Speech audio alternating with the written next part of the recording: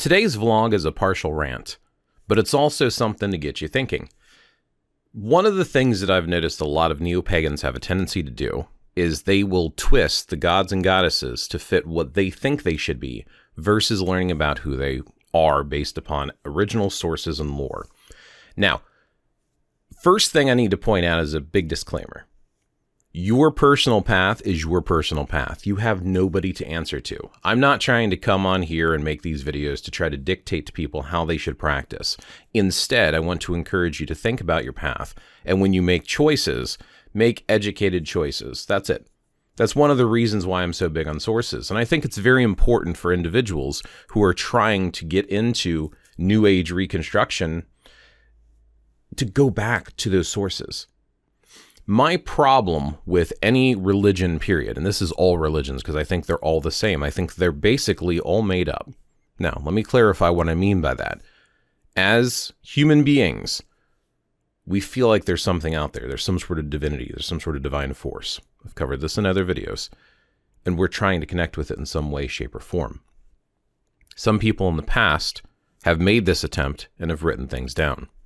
So we are trusting somebody else's experience and their motives for writing it down. Were they writing it down because they genuinely felt it? How do we know they were in a reasonable state of mind and not crazy or under the influence of something? So we're trusting these people from a different culture, different perspectives, different upbringings to write things down for future generations. And then we're trusting, in many cases, people to translate it. So now there's two different people we're trusting before the information gets to us. And then to make matters worse, in many spiritualities, many people are listening to people who are already following it. So now you have an interpretation of a translation of an original source. Do you see how the problem can start building based upon the idea of a telephone game where people might change or add in things? Not to mention the fact that if you take any great saying, right, you take one of the wise quotes that people like to use and tell it to different people. Is everyone going to get the same message? Do you get the same message in the same times in your life of when you originally heard it versus 10, 20, 30 years later? Perspective and our ability to interpret and apply things to our own personal lives is going to change and vary. And I genuinely believe words are imperfect. Written words is a lot different than spoken words. Facial expressions when people are speaking those words and the emphasis that they put on certain words or the feeling and passion they put behind those words. Take something as simple as the word love. Love can mean a variety of things to many different people. Love can be applied to something that you enjoy, but it can also apply to this deep, passionate connection, and that can vary too. Love for your pet, love for your child, love for your spouse, love for your parents, love for your friends, love for your world. Love can mean so many different things, so context is very important as well. And then if you go through all the different cultures in the world and how people are raised in the culture that they grow up in, there can be outside variables that apply to that as well. So this is why it's so critical that we look at sources, in my opinion. One conversation and a video that I've recently seen has got me to complain about this idea of twisting deities. And I'm seeing it a lot. It's not just these two things. And I don't want to call these people out because this is not an attack against them. This is an attack against the concept of people being so focused on making the gods fit their own personal ideals versus learning about who they are. And before I get into that, I want to also just point out, with it being your own personal path and you not being beholden to anyone but yourself, I have no problem with people doing this. The problem I have is when they share their own personal interpretation with others to try to get them to do it their way without a disclaimer. If people are saying, this is the way I view this deity, okay, I'm good with that. No problem whatsoever. But when people try to start dictating this is how they are and this is the only way to believe, I have a problem with that. I think that's completely wrong. I think it's a disservice, it's misleading, and it's manipulative. Even if the intent is not to be manipulative, but them being so focused on they know it. And this goes across all religions, including different type of Abrahamic faiths. When you are taking a deity, a name, from a culture that you didn't grow up in, even if you grew up in that culture, even if it's a culture you grew up in, if you're taking a deity from a different group of people and you're applying it and then you're applying it in your own worldview, and then you're sharing it with others. That's the manipulation piece. That's what I mean by twisting it. I saw this video where this individual was talking about Brigid. Now, personally, I like the imagery behind the female manifestation of the divine through the goddess as Brigid. Ever since I started getting into this stuff, Brigid felt right. Now, like many Americans, I do have Irish heritage. I have ancestors that came over here to America, actually only a couple generations back, that came over here from Ireland. So to me, it feels like a deep connection. So to have this imagery of the way that they depict Brigid from Ireland, whether it be through Saint Bridget or through the Tuatha Dé Danann, Brigid, Bree, Bride, there's different names. Now here's the thing, the different names could be different concepts that we don't necessarily know are the exact same concept. We don't. But in this particular video, this person was talking about Brigid and said they were all the same. And they're also Minerva from Rome. I think it was Rome. And Brigantia. Here's the thing. With Brigantia and Minerva, they're different deities in different cultures. Is it possible they're referring to the same deity by a different name? Yes. Very possible. But that's like saying Zeus and Thor and Perun are all the exact same because they're all sky deities and associated with lightning and thunder. Drawing the connections today, I think this does a disservice versus saying there's this very distinct deity in these three different cultures, but I see similarities and having that as a disclaimer. So twisting the deities based upon your personal ideology and path or viewpoint or interpretation. Do that for your own personal path. When you're at home and you're doing your own business, you're praying, you're worshiping, you're honoring, you're contemplating, you're coming up with ideas, go for it. Draw the connections that make sense to you. That's what you're supposed to do. It's personal path. But when you start sharing them with other people, then there was this other video, and this person was reviewing this book by Neil Gaiman. Should have had it in hand, right? Neil Gaiman's Norse mythology. So here's the thing. I've done a review on this twice in 2 different videos. Neil Gaiman's a fantastic author, but he is a fantasy author. This is not an accurate depiction of the actual sagas and Eddas, and it's not supposed to be. He never claimed it was. He's not a historian. He's taking this and he's making these very difficult to read sagas, which have been translated. So unless you speak Old Icelandic, I don't. I barely have a couple words in modern Icelandic. So unless you speak Old Icelandic, you can go back and read them for yourself, and even if you can, they're kind of written in a way that is not as easily accessible for most people today. So reading something like this is awesome, but we need to understand and acknowledge, and that was my point, is understand and acknowledge that this is a work of fiction based upon the sagas and Eddas. So I commented on this person's video, and they responded basically ripping me a new one and making accusations of, I guess, me waving around my superiority of listing out the sagas and Eddas. And I'm like, but you said we don't have sources. We don't have many sources. I'm like, here's a list of the sources. I'm just sharing sources. And apparently that was inappropriate and offensive or whatever the case may be. I don't know. I'm kind of probably blowing it out of proportion. But again, I don't necessarily want to bring up the comment, and I don't want to get into that because it's not about me discussing with this person. What it is about is a lot of people, not just this one video, a lot of people have brought this up as a source, where they bring up sources like, again, you'd think I would grab them all at this point, like this one. Now, when I first reviewed this in one of my videos, I highly recommended it until I started looking into it and comparing it to original sources and found symbols that come out of a modern book called the Hold Manuscript that are written down incorrectly with the incorrect name and not the entirety of the symbol. And I'm like, okay, so we have Old Icelandic that was translated into English, read by an individual, written down in their book to be redistributed, but written down incorrectly and inaccurately. The point that I'm getting to is these are examples of people twisting things, not necessarily the gods in this case, well, in this one, it's about symbols that have nothing to do with it. It's modern stuff based upon, I would argue, the Key of Solomon, but that's, again, that's a theory. That's not a fact. It's just a lot of the symbols from the Hold Manuscript we have no ancient references for. So that's an original source. So you can go to the Hold Manuscript, but treat it like the Hold Manuscript. Know It is from the 1800s, the 19th century. It's not from the Viking era. Know where it comes from, at least. If you want to use it, great. If it works for you, great. Know where it comes from, though, and be aware of that.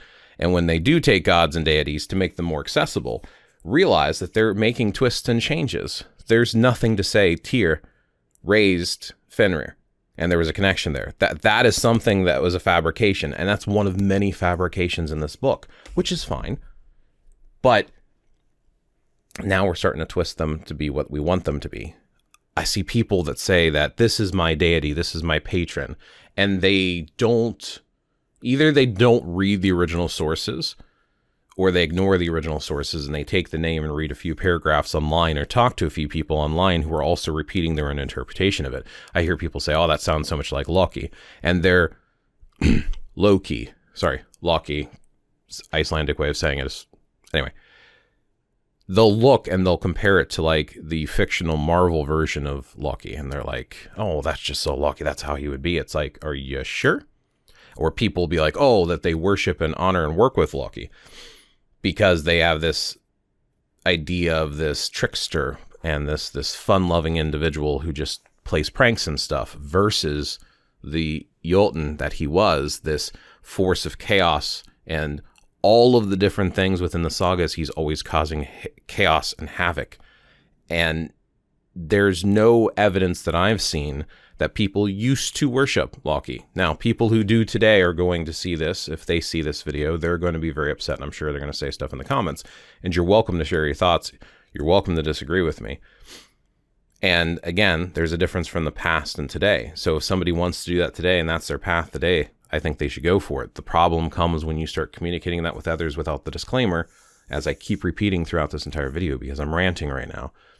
With the different deities, I think it's important to realize, again, there's something, if you believe, and if you're an atheist, it's fine, but those of us that do believe there's some form of divinity, we're trying to connect with it, we're trying to relate with it. So how divinity manifests, or how we perceive it, is going to be an individual perception. And when you are working with something that is so vast as one possible way that divinity exists as part of all things, literally all life is divine, is part of this thing that we cannot comprehend. So if we want to tap into aspects of divinity, and we want to specifically tap into a healing aspect, then we can do that. If we view that healing aspect as a nurturing mother type figure or feminine figure, so we call it a goddess, okay, we can do that. Now, going back and saying, hey, we like this divine feminine healing force, now we need a name for it, so we're going to go back through lore, and we're just going to pick through different cultures and names until we find imagery, first an imagery, and then a name that we just feel like, oh yeah, that makes sense for us. Now this particular goddess for me is Brigid, because Brigid's a healer. So, or Air. Talked about the Old Norse Air, which is one of the Valkyria.